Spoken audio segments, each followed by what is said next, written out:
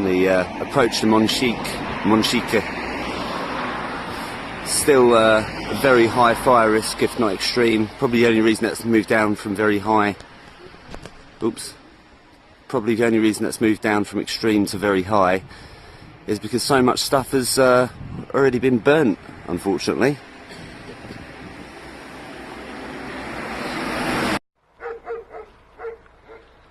I must admit my Portuguese still needs quite a lot of work, so if I'm getting this incorrect, please tell me so in the comments. But as far as I can make out, it reads critical period. Defend the forest from fire. Smoking prohibited. In case you see fire, dial 112 for emergency. And they put that on a big billboard by the side of the road. That's how seriously they take it. And here we see a small sample of the effects.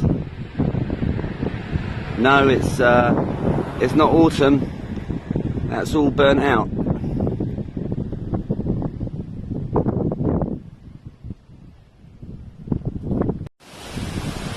Today is Wednesday the 29th of August.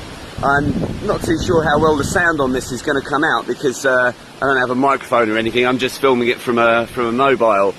So the previous footage that you would have seen was shot yesterday after I dropped a friend off in Portimao. So it's a little bit dark, it might not be that clear, but I've woken up this morning, it's about 7:30, and I want to show just like how windy it can get in the hills here. You can see the trees are flapping away, those little flag things there are flapping away, and that's important to bear in mind because when the fire comes, that can help spread it and feed it really fast. So later today I'm expecting a visit from a guy who had his property burned down. I'm going to have a chat with him, find out if there's anything that I can learn from him as regards protecting my own property when I get it from fire, and also see what I can do to help, because I've got this 70 watt solar generator, I've got a shower, I've got a comfy bed, I've got a cooker, I've got all kinds of things there that I can use and then maybe help them get back on their feet again. I'll also try and get a little bit more footage from elsewhere in the hills. It's not so bad where I'm standing right now, but some clearer footage of the pretty widespread devastation that the area has suffered. I've been given the contact details for a local person whose home has been destroyed by the fire. I'm on my way to go and meet them now, and I just stopped my magic carpet for a moment in order to show the extent of the damage. I'm aware that the earlier scenes in this video is quite dark, it's dusk, so it's not as clear as it might be, but here you can really see a lot better. There's the greenery over there, and there's like a line where it's just burned. There's a home over here which has been burnt out, the roof is gone, all burned, and all the way right up to the side of the roadside here there's the crash barrier, all burned. Looks as though, fortunately, you can see that there's black, like scorch marks on the side of this building. Mercifully, it looks like the chickens in the coop there were spared. Got very close, very close though. And then you'd kind of think that this road might act as a fire break. I don't know which direction the fire came in from, but then even up here, the other side of the road, there's the road, and then up the hill, all burned.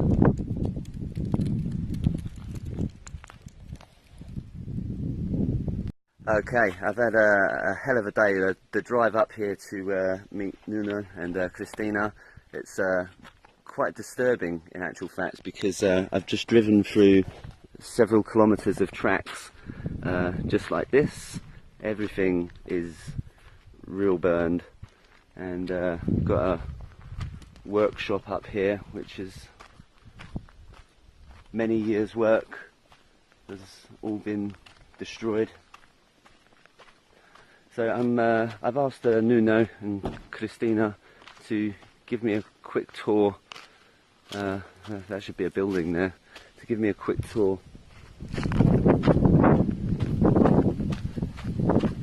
Hey, Nuno and Christina. Yeah, if you can walk us through.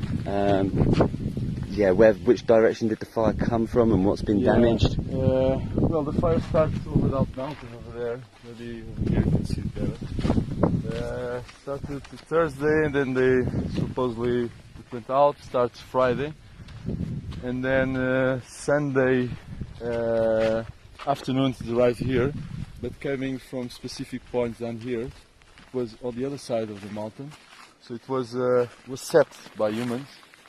We have people that observe this with binoculars. We've been all the process. We were doing between the families, 7 families, night watch in shifts, because it's just from there, 1 hour it was here, it comes from down here and just, and over there is a lot of land that it's not, kind of abandoned, so only eucalyptus. So it's a huge problem, because having kids and having families around here, it's a huge problem in case of fire prevention. This is what was this down here? This was my house in the beginning when I came here with a caravan. We did the outside kitchen and a living space. We had 2 caravans, where this one was for volunteers, and that one was Chico and Lucy. Chico was living in London for 7 years in the London Wildlife Trust working, and Lucy is his companion, she's from the London area, and they were here about a year already, and this is how their house, provisory house. Right.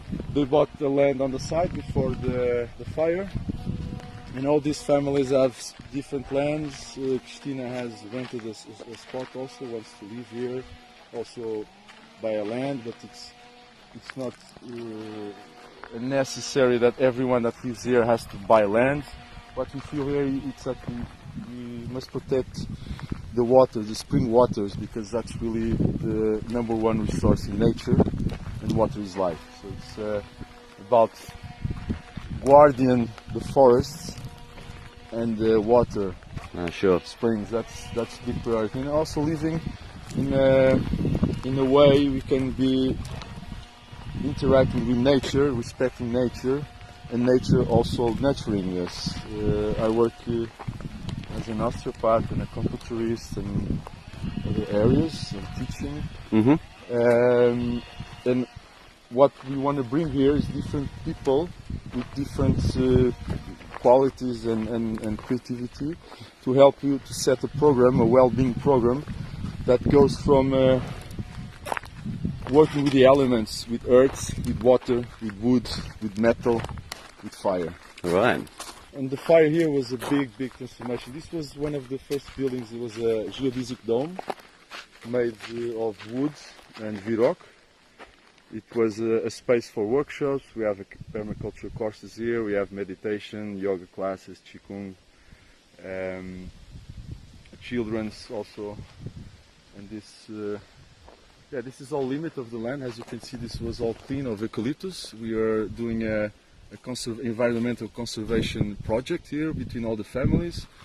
And also we want to open, because there is more lands to sell, and this is a huge opportunity. It's the lands that I arrange for other families. It's all because I want also other guardians to help to protect the land and the forest and the children. That's the main concern, because if children don't have water, land for the future, they're taking earth like shit. They're treating our house, everyone's house, like garbage, you know. So this is, I feel this is really a life mission for me, from my heart. I really feel this. And this is the only thing that rested from the fire. The teepee. Let's go have a look at that. Funny. Well, not funny, but funny. Yeah, no, it's really a big message. Big message. There was this. I had this. Nearly fell over. Again. This poster that says Indian prophecy that tells that only after the last river has been poisoned, only after the last fish has been caught, only after the last tree has been cut down, only then you realize that money cannot be eaten. And when I saw this after the fire, I really felt Oh, this who's is this? a huge message. This is Kire, one of my companions. Hi. Hi. Oh, I'm glad she's well. Oh, he's well. She. I saw something down there. My eyes must be deceiving me. So you were talking about mushroom. The mushroom survived. And the mushroom sculpture, wood sculpture survived. It's amazing. Interesting. Very interesting. So before the fire, 1 week before, we are putting a system against the fire.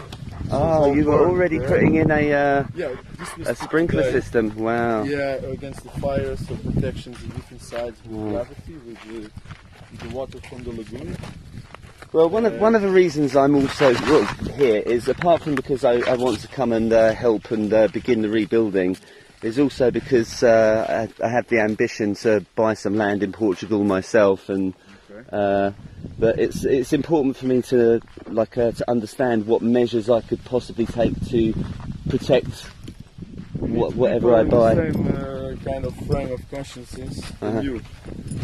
Yeah. You know, environmental, nature care, biodiversity, sustainable forest, agroforest.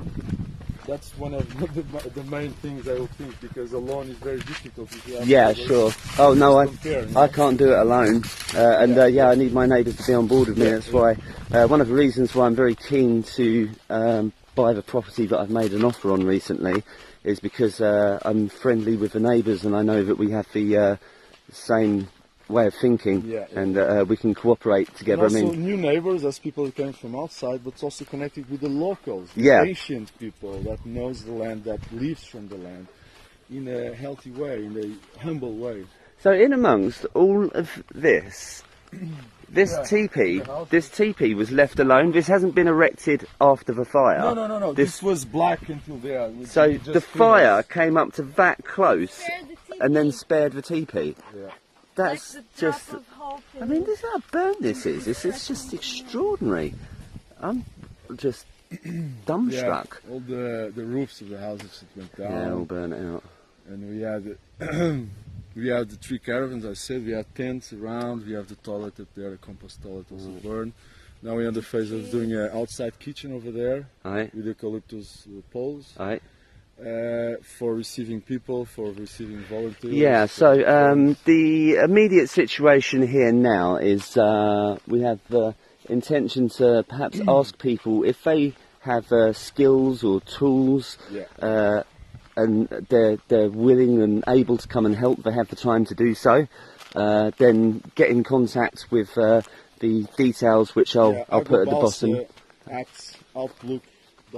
Okay, I'll add those details into a link at the bottom of the video, so they can contact you directly and work out if the skills or whatever that they have are what is required right now.